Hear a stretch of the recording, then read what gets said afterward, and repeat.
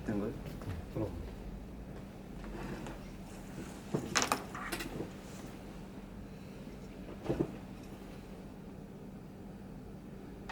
예, 안녕하십니까. 힐링 채널 시청자 여러분.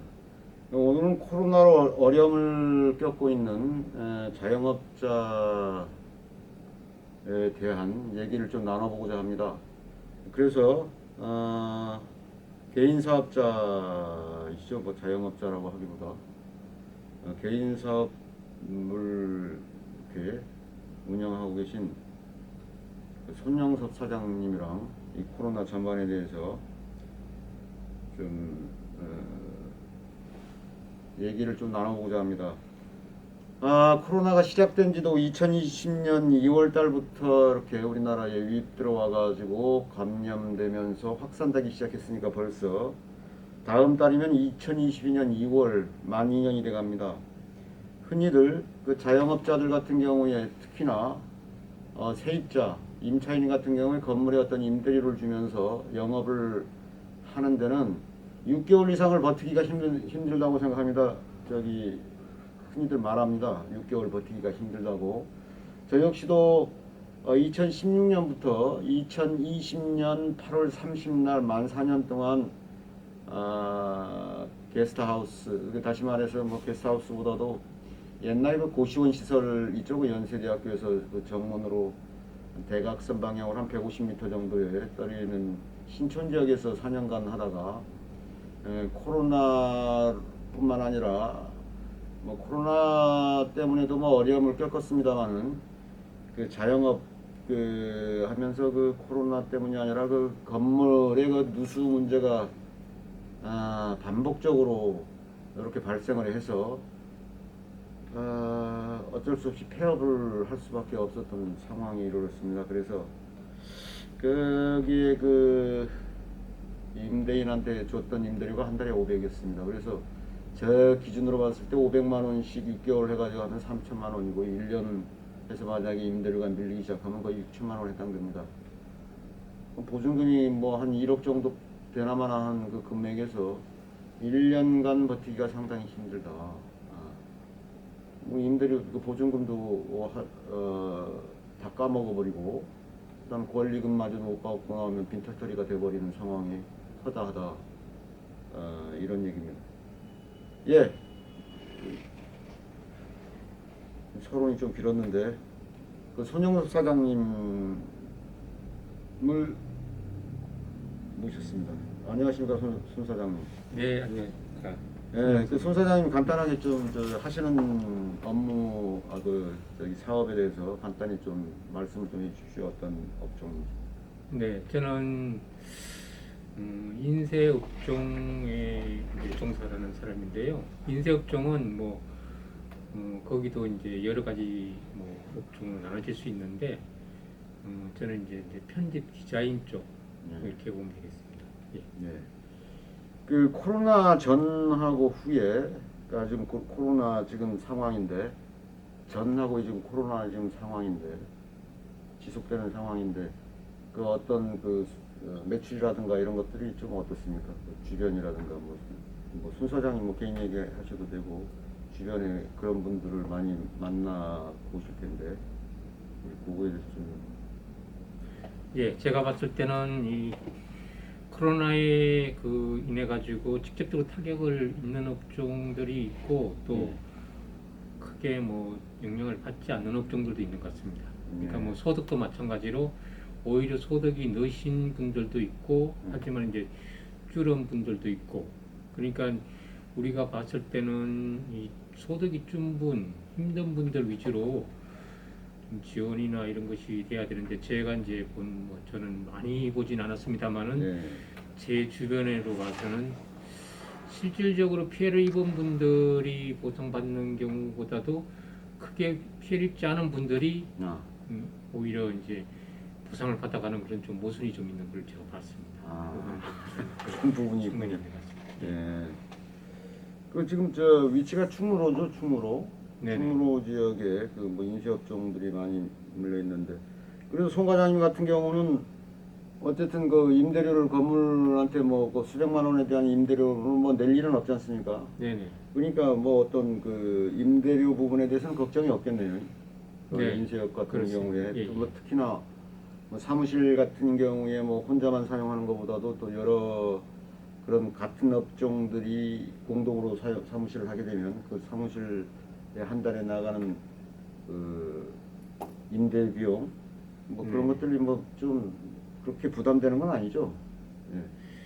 예. 예, 뭐 저 같은 경우는 이제 뭐 코로나 영향이 전혀 없다고 말할 수는 없지만 이제 예. 크게는 없다고 봐집니다. 예. 그러니까 뭐 약간은 영향이 있을 수 있습니다만은 크게 영향받는 업종은 아닌데, 예. 그래도 이제 지원 정책적으로는 나가는 부분이 있더라고요. 네. 이제 저 같은 경우는 뭐 실질적으로 거기에 대한 보상을 이제 몇 번 정도 지원금을 받긴 했는데 한 네. 100만 원 이렇게 한 몇 번 받긴 했는데 그 다른 분들은 실은 더 많이 받은 분들도 있습니다.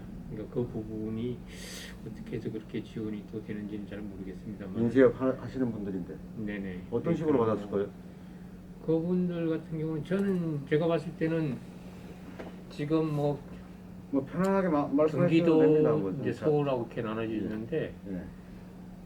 경기도에 뭐 이재명 도지사가 뭘 한 것처럼 이렇게 서울에 있는 분들은 생각을 하고 있는 것 같은데 실질적으로 제가 봐서는 경기도에 있는 분들이 크게 지원을 받지는 못하는 것 같고 서울에 있는 분들이 오히려 지원을 더 많이 받는 것 같습니다. 그거는 이제 뭐 어떤 또 재정적인 측면인지 그것까지는 제가 잘 모릅니다만은 서울에 있는 분들은 지원을 많이 받았습니다. 실질적으로 뭐 그 운용비라 그래서 그냥 아무런 갚을 이유 없이 1,000만 원씩 지원받은 크게 오, 피해를 보지 않았음에도 음. 1,000만 원씩 지원받은 분들이 제 주위에도 몇 분 있습니다. 근데 저 같은 경우는 이제 전혀 지원을 그런 거는 지원을 받지를 못했습니다만은 그거 같은 경우는 이제 그쪽에 이제 정보를 얻은 사람만 또 이제 또 거기 또 신청해서 받는 그런 모순점도 있고 실질적으로 이제 그분들이 피해를 받았는지 안 받았는지도 모르겠지만은 그런 측면도 있고 심지어는 이제 3천만 원까지 보상을 보상이라기보다는 지원을 받은 분들이 있습니다. 시설 투자비로 해서 받은 분들이 있는데 그것도 이제 무상으로 받은 분들인데 어쨌든 그 인쇄업 쪽에서는 막 그렇게 제일이가 얘기한 어떤 식당이라든가 그 뭐 어떤 숙박업이라든가 제가 했었던 그런 거보다는 덜 할 텐데 그 어떻게 수천만 원을 그 지원을 받는지 이해가 안 되는군요. 그래서 그런 경우도 있다는 말씀을 처음 들어봅니다. 하여튼 좀 모순점이 좀 있지 않나 그렇게 생각을 합니다. 그리고 또 한 가지는 어쨌든 행정명령으로 그 코로나 지금 상황 동안에 뭐 9시까지 한다, 10시까지 한다 시간 제한 많이 있었지 않습니까? 또 식당 같은 데 들어가려고 그러면 뭐 4명까지는 괜찮다, 뭐 6명까지는 괜찮다. 요즘에는 이제 방역 패스, 코로나 패스 해가지고 방역 패스 때문에 뭐 전혀 이렇게 백신 접종을 안 한 분들은 식당 출입도 못하는 이렇게 상황이지 않습니까? 그런 부분에 대해서는 어떻게 생각하십니까? 제가 뭐 쉽게는 짧습니다만은 제가 생각할 때 이 바이러스라는 거는 근본적으로 이제 스스로 제가 뭐 돌아다니면서 감염시키지는 않는다고 알고 있습니다. 그러면 이제 그 숙주가 다니면서 다른 또 분들한테 감염시킨다는 그런 이제 기본으로 얘기를 들었는데 이거는 조금 우리가 생각해 봐야 될 부분이 있는 것 같습니다. 우리가 뭐 칭찬을 한다면 굳이 거기에 대해서 뭐 강력하게 하기를 바란다면은 공산주의 방식이 뭐 되는 겁니다. 사회주의. 제가 봐서는 예. 중국 같은 경우가 전체주의. 예. 그게 뭐 거기에 사람 사는 세상 같지는 않은데 그런 중국처럼 그 도시 전체를 셧다운 시킨다거나 이렇게 하면 확실한 효과가 있는 건 사실이겠습니다. 근데 그런 이 자유민주주의 사회에서 그런 방식을 저는 결코 선호하지 않습니다. 그리고 이 바이러스가 제 견해는 뭐 제가 뭐 전문가는 아니라서 확실히 제가 말씀드리지 않지만은 그 제가 생각하기에는 이거는 이제 감염되는 거에 대해서는 이제 어느 정도 이제 저기 인정을 하고 그 일상생활에 복귀하는 방향으로 이제 가는 것이 저는 이제 좋지 않나 생각이 됩니다. 네. 어쨌든 그 미국이라든가 일본 같은 이런 선진국 같은 경우에는 어떤 그 행정명령으로 인해 가지고 시간 제한이라든가 인원 제한을 가했을 때 아주 철저한 그거에 따르는 철저한 보상을 해준다는 걸로 알고 있습니다. 우리나라에서는 지금 그런 상황이 아니지 않습니까? 이런 부분에 대해서는 어떻게 생각하세요? 예, 제가 네. 뭐 전문가가 아니기 때문에 뭐 네. 자세한 내용은 모릅니다만은 제가 이제 듣기로는 외국 같은 경우에는 자기가 손실 받은 만큼 충분한 보상 또는 뭐 혹은 그 이상의 보상을 해줘서 뭐 크게 불만이 없는 부분이 있다고 제가 들은 부분도 있습니다. 근데 이제 국내는 좀 그렇지 못한 부분이 있는 것 같고 그래서 조금 좀 아쉽죠? 안타까운 점이 있습니다. 안타까운 네. 점이니까. 네. 그 어쨌든 우리나라에도 뭐 대통령 후보라든가 이런 분들이 진짜 그야말로 필요한 사람들한테 선택적으로 도와줘야 되는데 보편적으로 아까 말씀드렸듯이 별 어렵지도 않은데 어떤 식으로 저기 몇백만 원이라 몇천만 원 정도까지 그렇게 보상 지원을 받는지 이해가 될 수가 없고 그렇다 그러면 그 세금 같은 거를 헛되게 진짜 필요한 사람한테 가야 될 부분이 갈 수가 없지 않습니까? 그렇죠? 그래서 이런 부분에 대해서 좀 생각을 해봐야 되겠다라고 하는 생각. 그 다음에 대통령 후보 중 최근에 여당이든 야당이든 군수 후보들 간에 이런 부분에 대해서 하여튼 그 그 자영업자에 대한 그 행정명령으로 인한 어떤 그 손실 부분 이런 것은 대통령이 되고 난 다음에도 지금이라도 이렇게 강력하게 얘기를 해야 된다. 그래야 뭐 표를 뭐 찍어주지 어영부영 해가지고 뭐 구렁이 담 넘어가듯 정책을 말하면 자영업자들이 가만히 있지는 않을 거라고 생각을 합니다. 저희 역시도 자영업자 해가지고 폐업까지 했으니까 뭐 저는 뭐 보이는 게 없죠. 폐업을 한 상태인데 4년 동안 하다가 코로나 2년 뭐 코로나 때문은 아닙니다만 코로나 여파 플러스 누수 문제 때문에 폐업을 할 수밖에 없었습니다만은 저 역시 그렇습니다. 더군다나 그 대통령 후보 중에 그 미래경영연구소장이라고 혁명 21당의 대표이신 황장수 유튜버시죠. 이분이 뭐 이제 작년인가 그 혁명 21당을 창당을 했습니다. 저도 물론 관련돼 있습니다만 발기인으로서 이분이 이 서민 어떤 가치 다시 말해서 이념보다는 어떤 가치 중심의 정당이라고 하는 혁명 21당을 만들었습니다. 그래서 그야말로 서민 정책을 위한 서민 포퓰리즘 15조 요즘에는 조금 약간 해가지고 한 20개 정도 되는 사항에 대해서 널리 이제 정책적으로 책도 쓰고 요즘에 이거 대통령 후보로 그 당에서 찬반해가지고 이제 적극적인 95% 찬성을 받아서 지금 대통령 후보로 나오고 있는데 그 중에서 최근에 윤석열 후보가 요 서민 포퓰리즘 황장수 그 씨의 그 유튜버의 정책을 그 공영 TV에서 제가 방송하는 것 같습니다. 어떤 내용이냐 그러면 예를 들어서 임대료 세입자 같은 경우 임대인하고 임차인 관계에서 임대계약서 맺을 때 이제 임대료를 지불하지 않습니까? 어떤 식당이라든가 저희 역시도 뭐 고시원 시설에 한 달간 거의 500만 원씩 신청해서 한 4년간 이렇게 폐업하기 직전까지 임대료를 냈는데 아까 말씀드렸듯이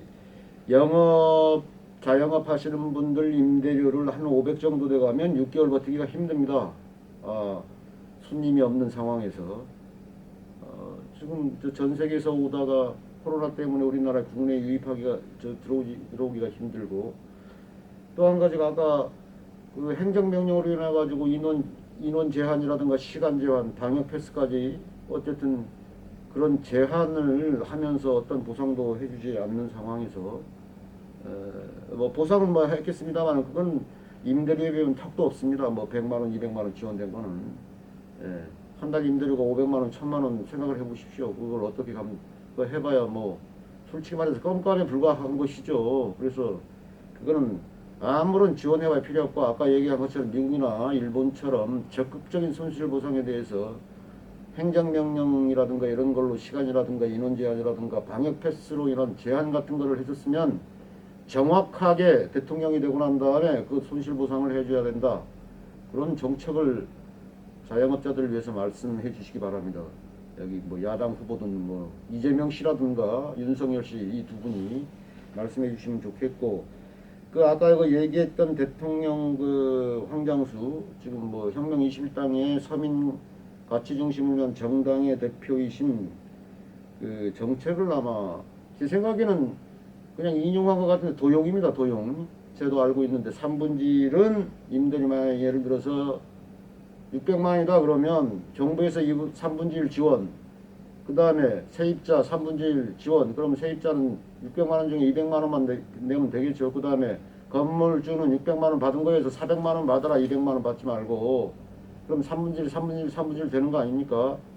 그러면 600만 원 임대료에서 나라에서 200만 원 지원해주고 3분질 이렇게 각자 분담한다 그러면 코로나가 끝나는 동안에 충분히 견딜 수가 있죠. 매출이 줄더라도 손님이 없더라도.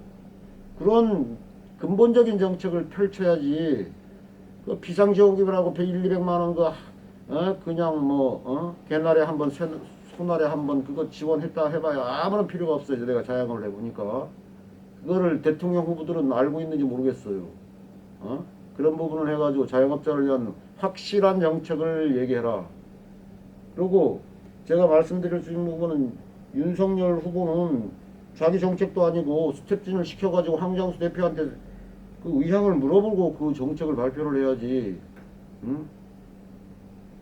그럼 도용이죠, 도용. 거기에서는 그 스텝진에서는 뭐 나올 아이디어가 없습니까? 서민을 위한 자영업자를 위한 이런 정책을 도용을 하게.